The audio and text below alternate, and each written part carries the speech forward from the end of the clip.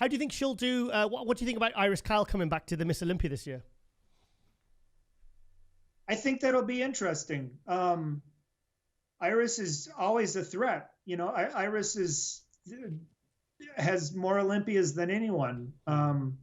So she hasn't been on stage in a while, but that probably means nothing. I think it really just comes down to if is everybody going to bring their A game, come in at 100%, and then what do the judges want to reward? Bodybuilding,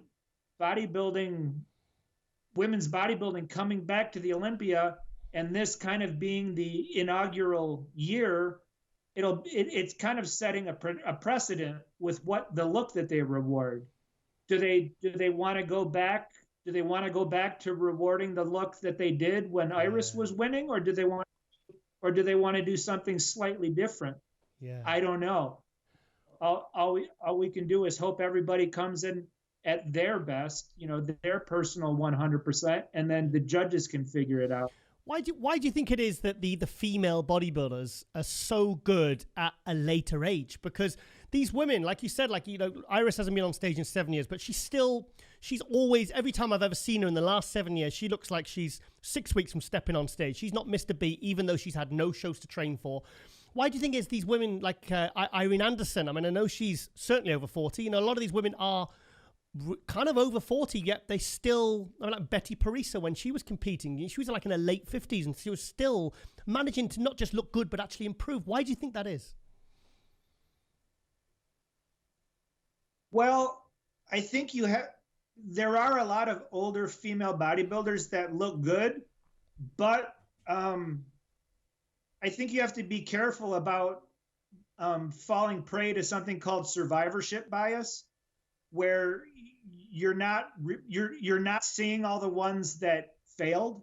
Okay. There are tons of bodybuilders, both male and female, that are not amazing, and you don't see them because they don't get the press. Right. Okay. No one's posting.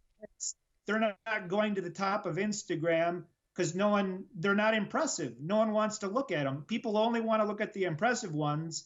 So we kind of get these blinders and we say, oh, this is what a 45-year-old female bodybuilder is. Like, apparently, all 45-year-old females should look like that, when that's not the case. You're looking at just the very cream of the crop, and you can come up with a handful of examples, but for every handful of examples you come up with, I can list dozens of females that are in the same age bracket that are not looking good.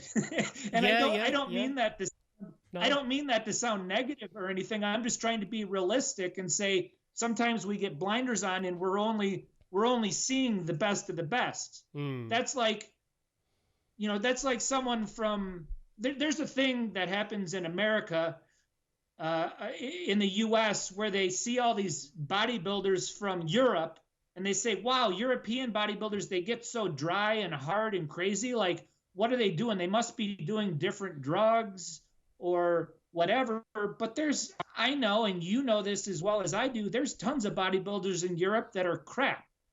They don't look like anything, but they don't get any press. No one's posting pictures of them because they're not the good ones.